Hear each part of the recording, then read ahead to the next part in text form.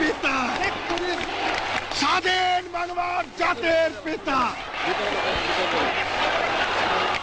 শেখ মুজিবের পথ ধরো, বাংলাদেশ স্বাধীন করো।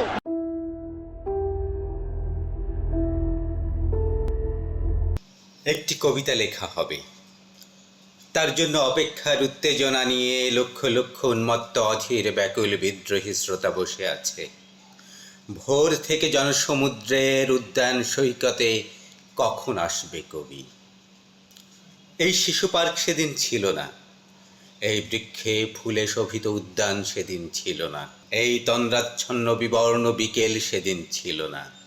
তাহলে কেমন ছিল শিশু পার্কের বেঞ্চে, বৃক্ষে, ফুলের বাগানে ঢেকে দেওয়া এই ঢাকার হৃদয় মাঠখানি? জানি সেদিনের সব স্মৃতি মুছে দিতে হয়েছে উদ্যত কালো হাত। তাই দেখি কবিহীন এই বিমুখ প্রান্তরে আজ কবির বিরুদ্ধে কবি, মাঠের বিরুদ্ধে মাঠ, বিকেলের বিরুদ্ধে বিকেল, উদ্যানের বিরুদ্ধে উদ্যান, মার্চের বিরুদ্ধে মার্চ। হে অনাগত শিশু, হে আগামী দিনের কবি, শিশু পার্কের রঙিন দোলনায় দোল খেতে খেতে তুমি একদিন সব জানতে পারবে। আমি তোমাদের কথা ভেবে লিখে রেখে যাচ্ছি সেই শ্রেষ্ঠ বিকেলের গল্প। সেই উদ্যানের রূপ ছিল ভিন্নতর।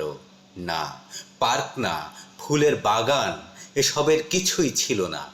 শুধু একখণ্ড অখণ্ড আকাশ যেরকম, সেরকম দিগন্ত প্লাবিত ধুধু মাঠ ছিল দুর্বাদলে ঢাকা, সবুজে সবুজময়।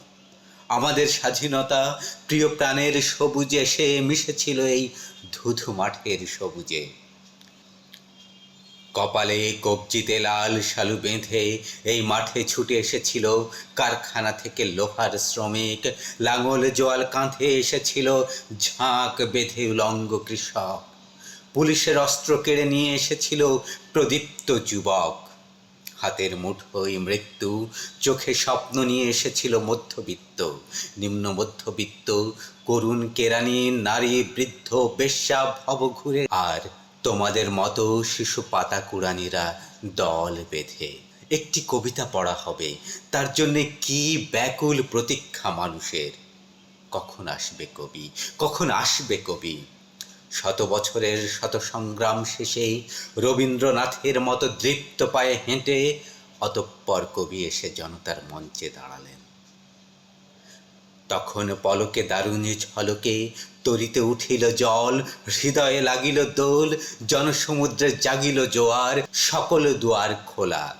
কে রোধে তার বজ্রকণ্ঠ বাণী?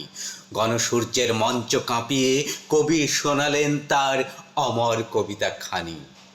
এবারের সংগ্রাম আমাদের মুক্তির সংগ্রাম, এবারের সংগ্রাম স্বাধীনতার সংগ্রাম। সেই থেকে স্বাধীনতা শব্দটি আমাদের।